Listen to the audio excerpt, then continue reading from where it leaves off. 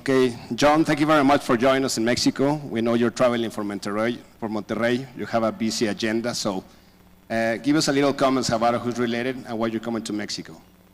Yeah.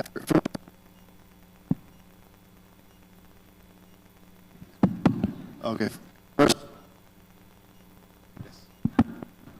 First, I'd like to say thank you for having me at the expo. You know, we love coming to Mexico. We've been developing in Mexico with our partner, Carlos Encida, since 2003. Our first major project was Icon Vallarta, Philippe Starck, Arquitectonica. And I think at that point, we really set a new standard for development in Mexico. So we continued that business. You know, my father's from Cuba, so he feels very comfortable in Mexico and South America. You know, so I joined the company about 12 years ago, and now we're developing in 5 different cities in Mexico. We actually have a launch of a new project, Thompson in Reforma, which is right here in Reforma at the Angel de Independencia. And you know, without even really launching, we have like 50% sold. So I think what we bring to the table is the creativity, the sales and marketing, the design, you know, world-class architecture, world-class interior design, and in addition to that, the branding, right? Thompson, we've done SLSs, we've done Mandarins.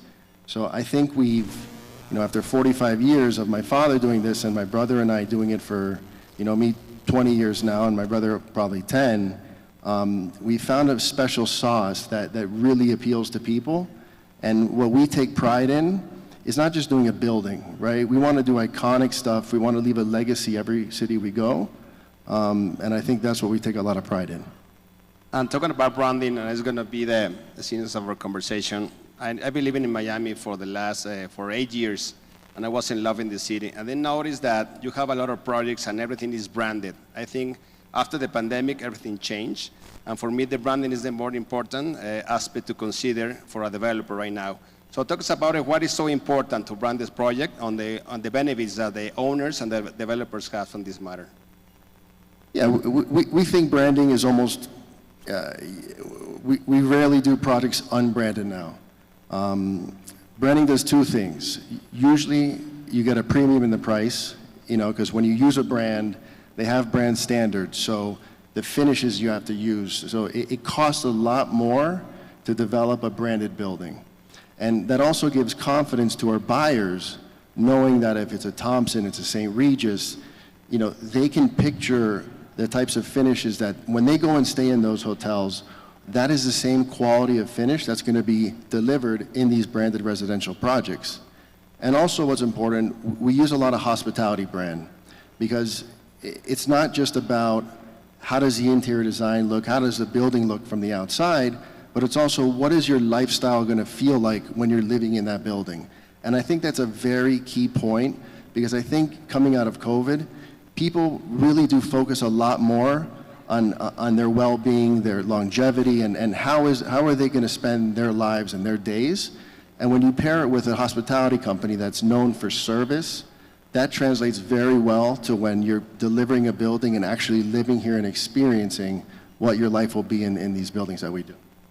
Yeah, we've been publishing the magazine for the last 25 years, and we organize events for the last 15 years. And we try to create experiences for the clients that they can create some business, but they have to be comfortable and be happy through that experience. And one thing that's really important beside these experiences is the customer loyalty. You think that because we develop this brand and these experiences, the client is going to be more loyal to the brand and obviously to the developers?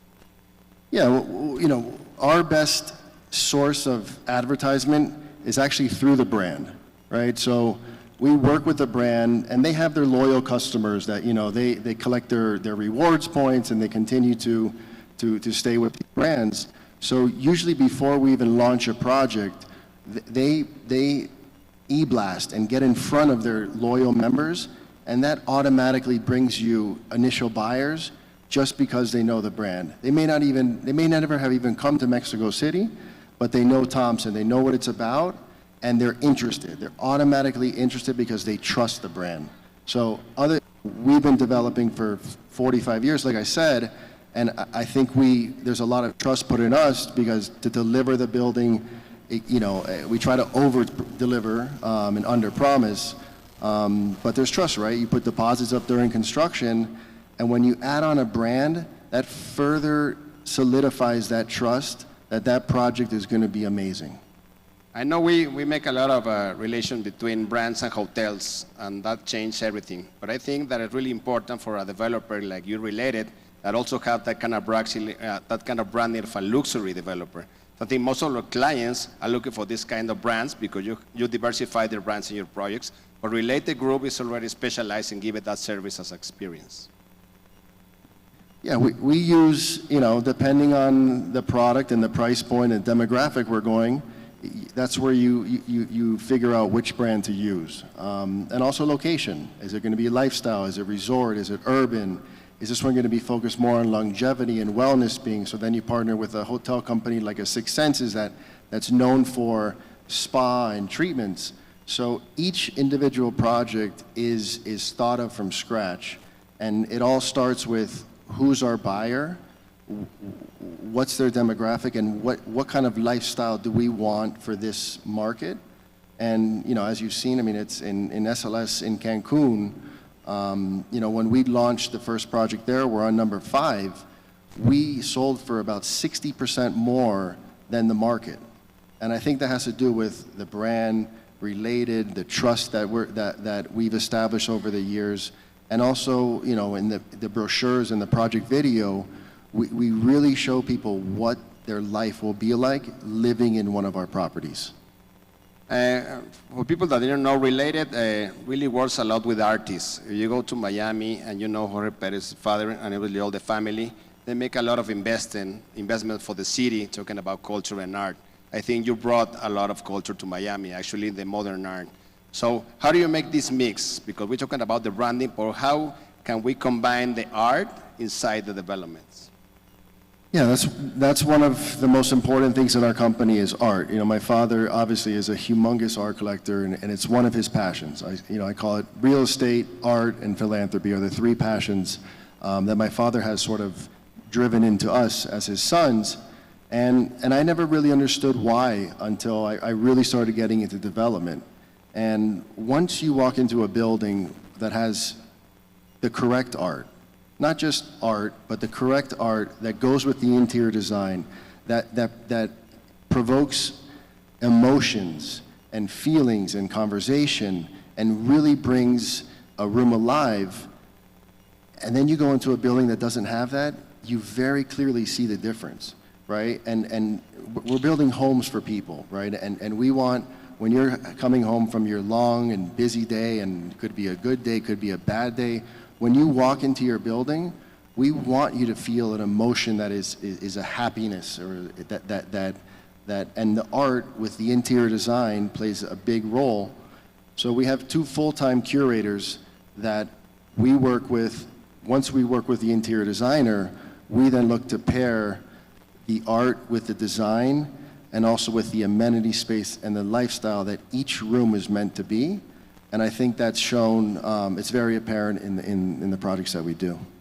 Yeah, and art is really important for our clients. I remember when I visit more of my clients and they invite me to their homes, they have a lot of art pieces. And that art pieces, the result is that they feel that ownership. So I think it's going to be the same for the developments, that you feel part of that. Like you have your art piece and you live in now in a dream because you are like inside of the art canvas and it's part of the ownership as well. Yeah, you take pride in it, right? And in all of our buildings, we put a plaque. So it says the artist, when it was made, where it's from. And I think what happens is you see people, when they have their guests come over and visitors come, they sort of show it off, saying, I have this piece by so-and-so, and it becomes part of, even though it's the building, it becomes part of them. And they have great pride in having a, art collection in the building, which then I think also spurs people who never thought to buy art to maybe then also start looking into art and studying art and then starting their own collection. And so they put art in their apartment. So I think it really rounds out sort of each development with the brand, with the interior design. That is something that we focus a lot on. Believe me, all that kind of details really matter. And go through the senses of the clients is really important. The emotional is really important, but the clients are very emotional when they buy something, so the ownership is really important. So John, tell us a lot about Miami. I used to live in Miami from 2017 to 2022. It was my best time ever in life, but it was a different Miami. I remember the global topic right now in the city is migration. So you see a lot of people are moving to Miami. I remember in that time was very Latino. I know you see a lot of people moving from New York, a lot of people moving from California, a lot of Western European, even Chinese people. So how was we change it? Because people sometimes think that maybe Miami is only for second homes, but let me tell you this story. In Brickell, there's a lot of big companies that are coming over there. So you could tell us about what's expecting Miami to be in the life. Is it going to be the next Little Manhattan? Yeah, so I was in Monterey yesterday, a lunch and a dinner, and explaining sort of, you know, where Miami is going and how Miami is different from before.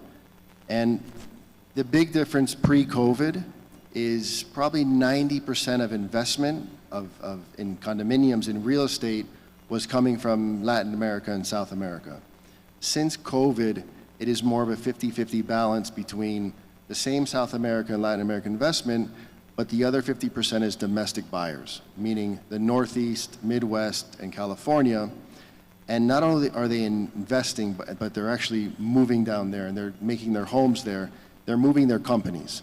So, you know, Citadel, which is one of the largest hedge funds in the world, Ken Griffin, he's moved his entire operation from Chicago to Miami. He bought a piece of land for $363 million, and he's building a 1.5 million square foot office tower that he will anchor and take 600,000 feet. And I was with him 2 weeks before coming here, and he was telling me the types of tenants that are coming to him because they want to be around Citadel. And it's every single hedge fund and financial services firm that you know of is looking to be there because they want to be a part of it. And that's just one tenant, right? Tomo Bravo from Silicon Valley, Amazon is taking more space, Microsoft. So what's happened in Miami, and especially in the last 4 years, is we're no longer just a tourism-based economy. We're a much more diversified economy, which then will have stable demand as we go forward in time. And, you know, before COVID, we had a few restaurants to eat at, and there wasn't much traffic. Now, every single restaurateur in the world has either opened in Miami or is looking to go to Miami. And that doesn't happen unless you have real demand that is there permanently and not just for vacation. Yeah, I remember when I lived there, I just went to La Veinte. It was the most famous Mexican restaurant.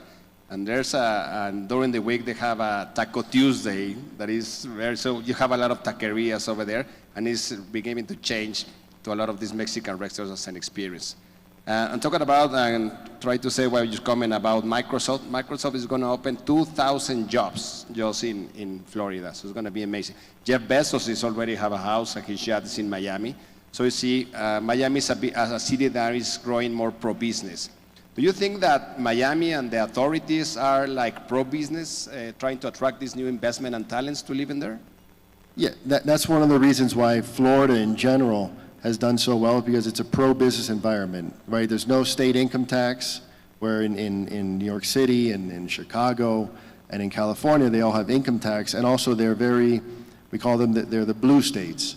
And all of those states, if what you're seeing higher crime, higher homelessness, real estate values have gone down, and they continue to implement laws that just further deteriorate their states. And we, along with Texas, have been the direct beneficiaries of everybody that just wants to get out of there. And what happened in COVID is that the CEOs of these companies, since Florida and Miami was open, our governor did a very good job of keeping the state open, they came and they rented a house for the first 6 months. And then their friends were there, and they said, well, actually, Miami's an amazing quality of life.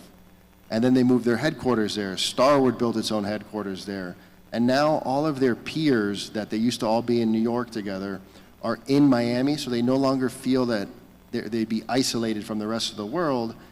and Miami is now a place that you can conduct business and financial, it's one of the financial centers of the world, and we sort of compare ourselves now to New York and London and Hong Kong.